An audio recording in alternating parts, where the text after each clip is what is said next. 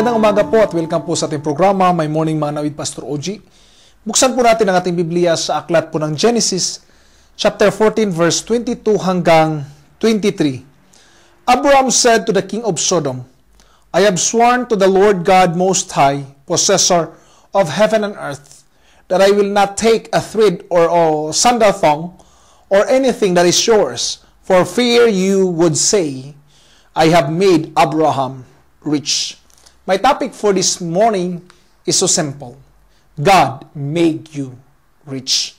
Hindi kayo maman o hindi umangat ang buhay mo dahil masipag ka, hindi dahil magaling ka, bagkus dahil ang Diyos ay nagpapala sa atin. Labas sa pagpapala ng Diyos, lahat ng na-acquire ng tao, lahat ng possession na meron siya is just nothing. The thing that we receive is not from any human, but it's from God. Remember, the heavens is the Lord, the earth is the Lord's, and the fullness thereof. All that are dwelleth therein is the Lord's. So kung halimbawa ang langit at ang lupa ay pagmamay-ari ng Diyos, at lahat na nakatira dito ay pagmamay-ari ng Diyos, ang tanong, anong pagmamay-ari meron tayo? But I want to tell you, God make you rich. We are just stewards, but I want to tell you, we are rich. Not only rich in money, but rich in potential, rich in possibilities.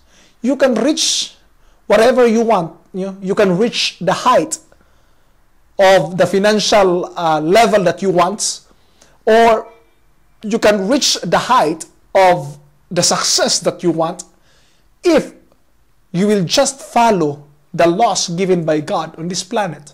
But I want to tell you, it's God who made you rich. Bakit marami mga taong mayaman? They don't recognize God as rich, most of them. No, hindi naman lahat siguro. The problem of them is they don't recognize that it's God who instituted the law that they have to follow in order for them to become rich. Ano ibig kong sabihin? They don't really understand that when they plant, they will reap the harvest. Tama ba? That's why some of them, or most of them, are investing. And they are reaping the harvest. Ang iba naman mahihirap, walang investment ginawa. So, hindi nga umaangat ang buhay. So, anong ibig kong iparating? Simple. If we will just do the things that we ought to do, following the laws of God, then we will become rich. But it's not on ourselves. It's not from other people. Just like Abraham, sinabi niya, ayaw ko magkumuha mula sa iyo, baka sabihin mong ikaw ang nag-cause na yumaman ako.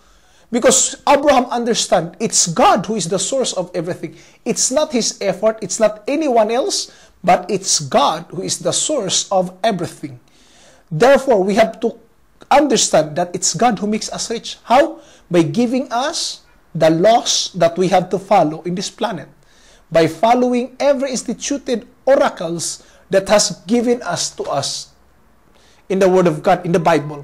If we will just follow what is written here, I want to tell you, you will become rich.